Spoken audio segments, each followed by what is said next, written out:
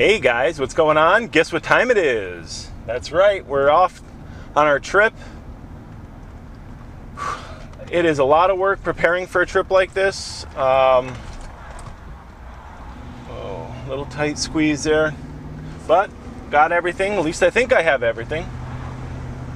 Looks like it's going to be a beautiful night. We'll be setting up in the evening, unfortunately. I didn't want to do that. I wanted to be there a little bit earlier, but I'm about an hour off schedule. I got held up at work a little bit longer. Good thing about this trip is I am not going to have to go to work at all. So all my other trips, at the beach and stuff like that, camping, boondocking, I've set up camp, and a few times throughout the week I would go and go to work, make sure the guys are all set and make sure there's no catastrophes. And this trip, I do not have to do that at all. So I am looking forward to it. I have some awesome videos planned. You're going to get a lot of content out of me in the next week or so. Well, I'm going to be filming a lot of content in the next week or so. I'm also going to be doing some spot videos with my cell phone and other things that I can upload unedited for the most part, just to give you guys, some bits and pieces. But then I'll take the footage home and then I will edit it and put together a series up from this trip. So as I'm going on the highway here, guys, getting to the boondocking spot, I got about a 2-hour drive, hour and a half drive. I wanted to point out up here on my visor, I have a ScanGauge 2. Now what that does, it plugs into my OBD2 port, and it gives me transmission temperature, voltages, fluid temperature, coolant temperature, things like that. It's really the only way, it's not the only way, but it's the easiest way of measuring and monitoring the transmission temperature. When you're towing, let me close some of these windows. When you're towing, your transmission temperature is one of the most important things you need to keep an eye on. And unfortunately, a lot of vehicles nowadays, they don't come with them unless they are, the HD version, the heavy duty version of many trucks. So this being a 1500, not the 2500, it does not have that transmission temperature, but it does have the sensor already wired into the transmission. So all I had to do was plug in the ScanGauge 2, put it up on the visor there, and I can monitor my transmission temp in real time as I'm going along. This was just an easy way in how I did it, and I like having the other information as well. The other thing the ScanGauge will do for you is it'll give you any engine codes, it'll clear codes, it'll do a lot of other stuff for you too. But for me, primarily, right now, I use it for transmission temperature. Like I said, I did install an auxiliary transmission cooler that you saw in a previous video on this truck. Now most trucks, even the other Silverados, 1500s, a lot of the dealerships will tell you that you have a transmission cooler. What they're not telling you, it's not a auxiliary cooler. It's not a cooler that will actually do what it's supposed to do. The cooler that the transmission cooler that they tell you that is installed is actually a part of your radiator, and it goes through your coolant and helps cool it down, but it doesn't do the job that a standalone either fin or plate transmission cooler will do. Transmissions are very expensive. For $100, not even, having the auxiliary transmission cooler was a must for me. Oh, this is going to be nice. The leaves are starting to change. Actually, they're changed quite a bit. I'm not sure around here when the peak foliage is. It's going to be a cold weekend. Today is Thursday. They're saying 25 to 27 degrees Saturday night and Sunday night. That's pretty cold. As I tow, and I'm keeping an eye on, my transmission temperature, fluid temperature, stuff like that, I also pay attention to what my transmission is doing. Now, this is just some driving tips if you're pulling something heavy. You don't want to be shifting all the time, and I don't mean manually shifting. I mean, your automatic transmission will downshift on its own when it's under heavy load, like going up a hill, it'll downshift. When it does that, it's obviously creating more torque to get you up the hill. What you don't want is you don't want the downshift, upshift. You don't want that constant shifting. If you see that, like, and I don't mean constant like every 3 seconds, I mean constant like maybe twice a minute. You know, even once a minute is probably too much. First thing I do is I reach down and I drop it out of overdrive.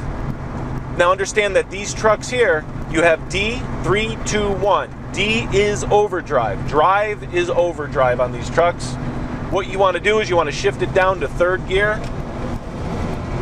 and leave it there. Let your RPMs come up to 2,500 RPMs, 3,000 RPMs. It's not the RPMs that's going to hurt you.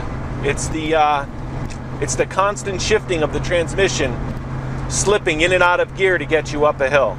That's what you don't want. Keep the RPMs up. Remember, the faster the RPMs are going, the faster it's pumping oil and pumping transmission fluid through your transmission, so it's cooling it down as well. If you notice your temperature on your transmission getting hot, pull off to the side of the road, put it in neutral, but keep the RPMs up, keep the engine running. Don't just pull off the side of the road and shut your car off. You want the engine running so that in neutral, so that you're actually pumping fluid through your transmission to cool it down. So that's just a little tip. I don't know if a lot of people know that, but why not share a little bit of information? I'm sure somebody else can probably explain it a little better down below. This is a 2004 Chevy Avalanche. It's the Z71 package, the 4-wheel drive.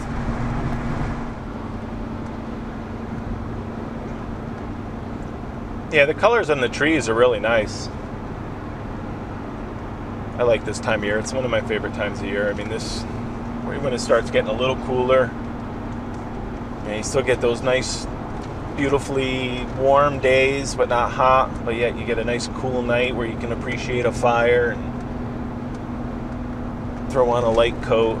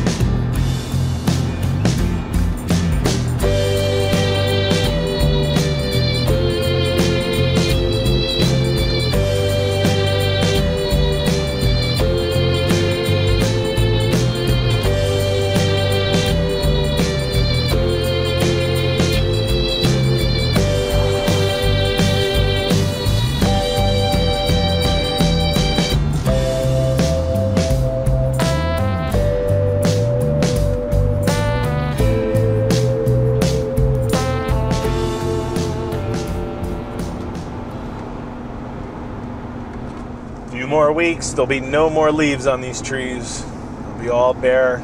It's kind of funny when that happens because you can see so far into the woods and you see some of the old cellar holes and rock walls from back in colonial times when most of this wooded areas weren't even here. This was all farmland. As we're enjoying the view, and I was talking about transmission temperatures and how I monitor the transmission temperature and stuff like that. I want to remind everybody that just because your hitch says 5,000 pounds, 500 tongue weight or something like that, that's not necessarily what your truck can handle or your vehicle in general. That's what the hitch can handle. Your hitch could be used for several different trucks, which is the case with the Avalanche. Even straight from the factory, with the factory hitch, the towing numbers could be different because it doesn't take into account all the auxiliary equipment that the manufacturer might put on. So the number you really want to pay attention to, obviously pay attention to the towing capacities, but also the one you really got to be worried about is the combined vehicle weight, the gross combined vehicle weight. And a lot of people don't look at that number. They only look, oh, I can tow 7,000 pounds. Okay, you can tow 7,000 pounds, but that doesn't mean you can have 1,000 pounds in the bed of the truck, 4 passengers, a full tank of gas, you know, and 2 cups of coffee in the cup rests. Everything comes off of that towing capacity. So what you got to do is you have to take what you're towing with the weight of your truck, and you got to add that together. And that's, you know, people included, cargo, luggage, food, cooler full of ice, all that has to be added up. Now, I don't add it all up. Once a year I like to go to the CAT scales and just get all my axles weighed.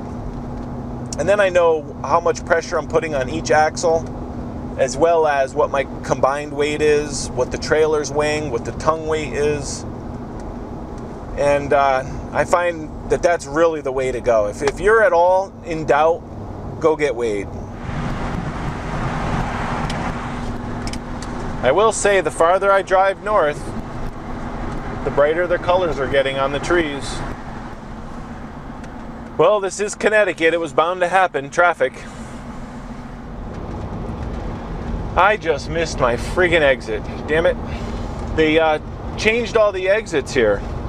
They're doing construction, and I'm used to getting off one certain exit, but it's been, wow, been just about a year since I've been up here. And they renumbered the exits. Of course, there's a little sign that tells me that, but I wasn't paying attention to the little sign. So nice up here.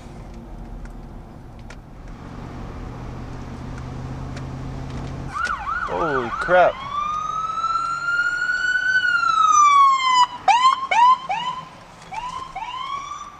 That scared the friggin' crap out of me. Just said to myself, hey, I know where I am. This friggin' cop came flying up. It's like, holy shit. But good news is I know where I am.